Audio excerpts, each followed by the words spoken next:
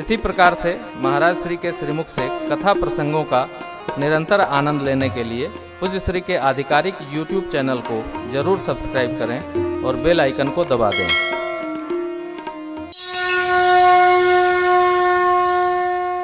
बड़ा आनंद हो रहा है। देखिए, आनंद में समय का पता चलता नहीं है। 6 बज गया, 1.5 घंटे और कथा है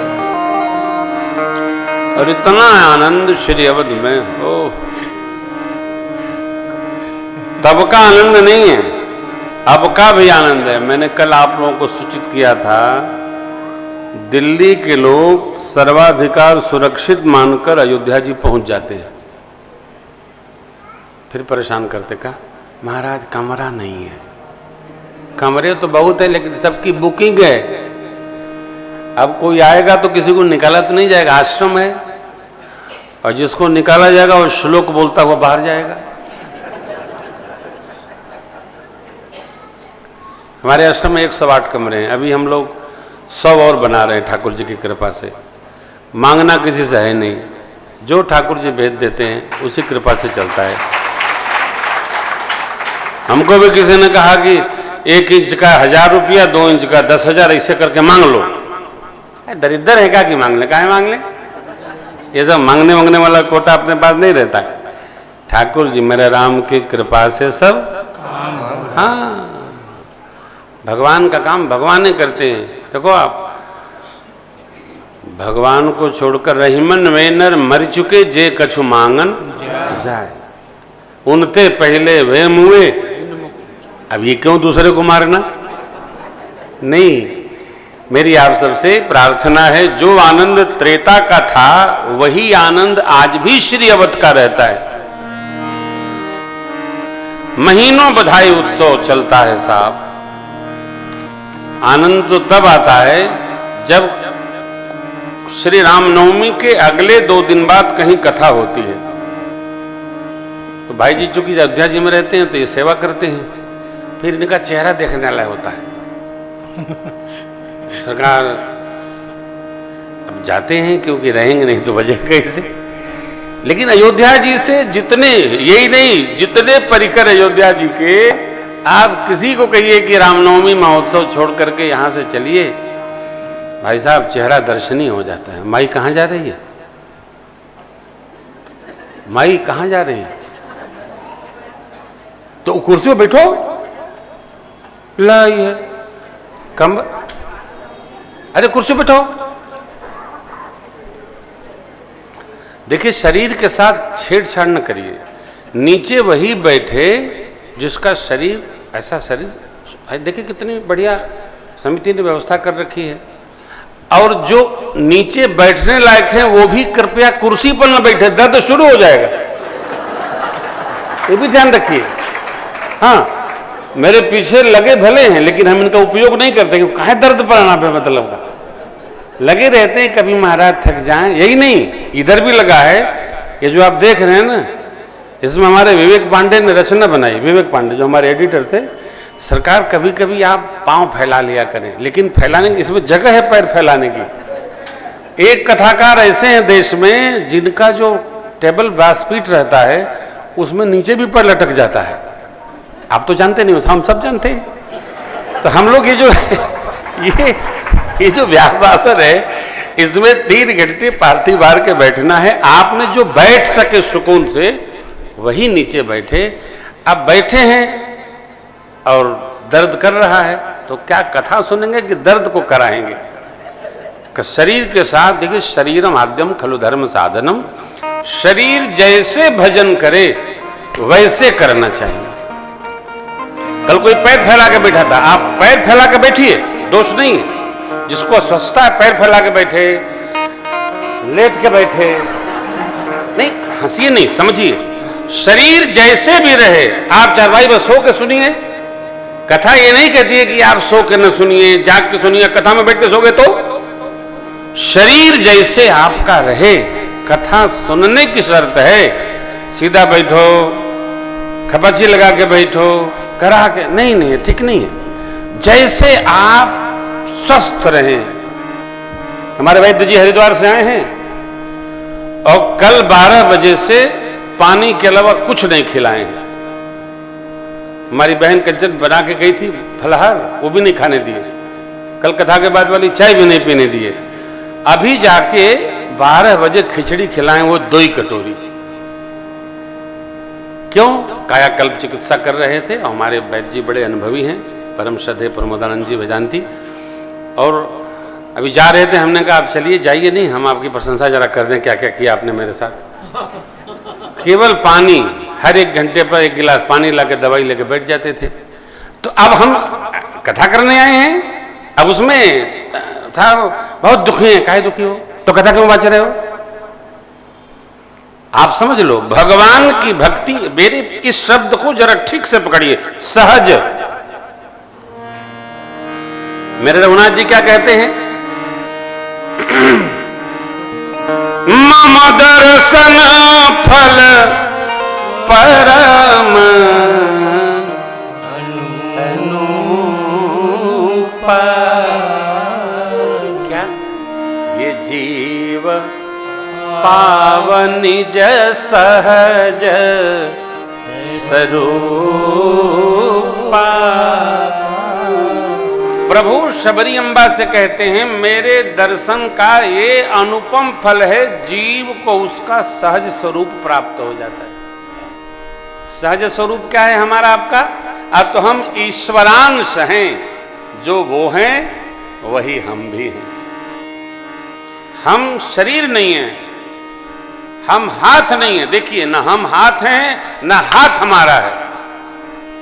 यदि हमारा हाथ होता तो हाथ में लकवा की हवा क्यों लगती?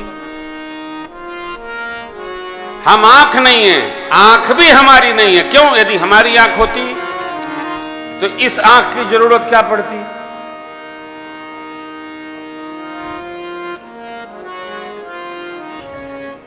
इसका अर्थ हुआ आंख हम नहीं है, आंख का पावर भी हमारा नहीं है। कई लोग तो इतना मोटा लगा के चलते हैं बेचारे, पास में आओ तो पता चलता है कोई आया है। उनकी आंख नहीं, हमारी आंख नहीं। हर अंग, कान हमारा नहीं, कान से सुनाई नहीं पड़ता कई लोगों को। सुनाई यदि अपना होता तो क्यों जाता? अर्थात इस संसार में आत्म तत्व के अलावा अपना कुछ नहीं है। और आत्म तत्व है क्या? तो परमात्म तत्व का अंश है, ईश्वर अंश। तो हम लोग संसार में क्यों ललकारे पड़े हैं? अच्छा, नहीं ललकारे पड़ोगे तो क्या करोगे? संसार में नहीं जुटोगे, जूझोगे तो करोगे क्या? बैठे बैठे तो संसार चलेगा नहीं। घरों में बैठे रहोगे, कोई महीनों भर बैठ गए तो कोई भोजन नहीं देगा। हमारे साथी लोग, कई लोग इसमें ऐसे हैं कि यहाँ बैठे होते हैं, घरवा में बैठ जाएंगे तो बहू लोग कहती हैं, जाते क्यों नहीं है कथा? जाओ, ये बैठे रहते हो, कथा चल रही है, देखो कथा आ रही है। तो इन लोगों की मजबूरी है कि घर वाले बैठने ही नहीं देते, क्योंकि बैठे रहेंगे तो खाली सुते रहेंगे। जीव को बिना कर्म किए घर वाले भी नहीं, संसार वाले नहीं पूछते। साहब, शिव जी का सिद्धांत है, सुन नर मुनि सबके यह रीति, स्वार्थ लाग करें सब प्रीति। जिससे जिसका स्वार्थ नहीं है वो पानी भी नहीं पिलाता।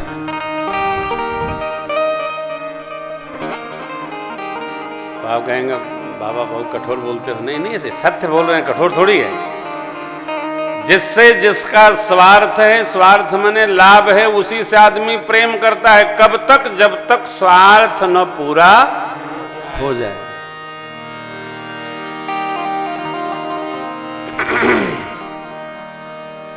स्वार्थ पूरा हो गया, अब दूसरा देखेंगे, अगला स्वार्थ के लिए कौन चक्काचक है, उसको लेंगे। केवल भगवान और भगवान के भक्त संसार को निर्मल प्रेम करते हैं, कुछ नहीं लेना। तुम तुम्हार सेवक असुरारी। निश्चल प्रेम किसी को होता है क्या? नहीं होता है। जिसको हो वो धन्य है।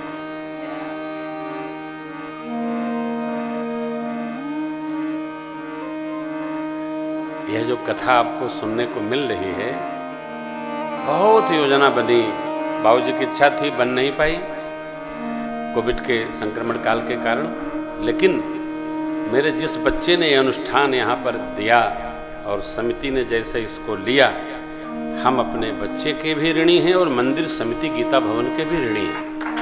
सहजता से हमको गाने का अवसर मिला, आपको श्रवण करने का अवसर मिला, नहीं तो साहब क्या कहें, कितना बड़ा है।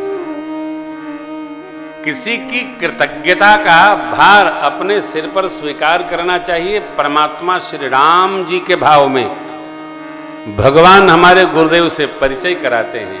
ये सब सखा सुनहु मुनि मेरे, भये समर सागर कहूँ बे, मम हित लागी जन्म इन हारे, इसलिए भरतहूँ ते मोहि अधिक पिया।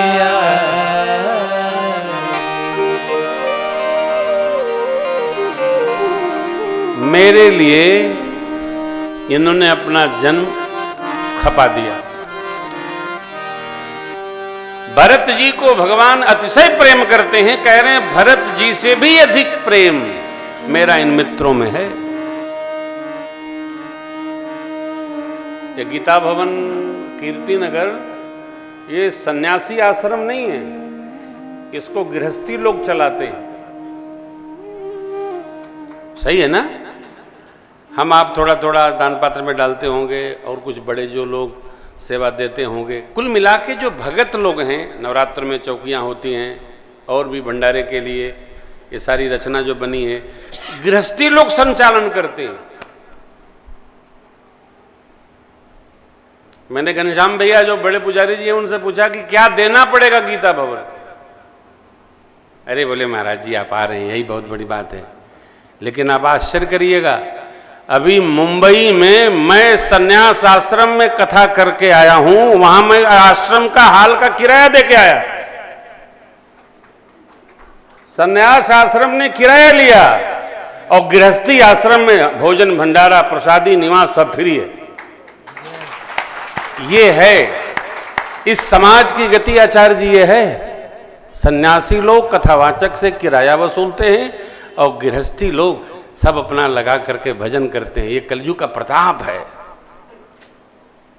मैं भगवान से प्रार्थना करता हूं मंदिर समिति की बुद्धि ऐसे बना के रखें कि सत्संग निरंतर चलता रहे। मेरी ये प्रार्थना है, बनता रहे। हम देखो जब गीता भवन में आते हैं तो हम कथावाचक बन के आते नहीं। हम इस परिवार के एक बच्चा की तरह से आते हैं, कथा सुनाते हैं और आनंद में चले जाते हैं। आदरणीय बाबूजी कुमार साहब थे तो उनका हमारा रिलेशन कुछ ऐसा था कि पहली बार आए थे तब से वो ममता रखते थे। वो भी संगी हम भी संगी, तो उस ममता में सब करते थे। परंतु आप ध्यान रखना, कहीं भी आप जाओ इसको स्मरण रखो, हम ईश्वरांश हैं, भगवान के सहज स्वरूप हैं। हम भगवान से अलग नहीं हैं, अलग से कोई चिंतन नहीं करना है। यही सत्य है, यही सत्य को रहना चाहिए, यही हमारा जीवन है।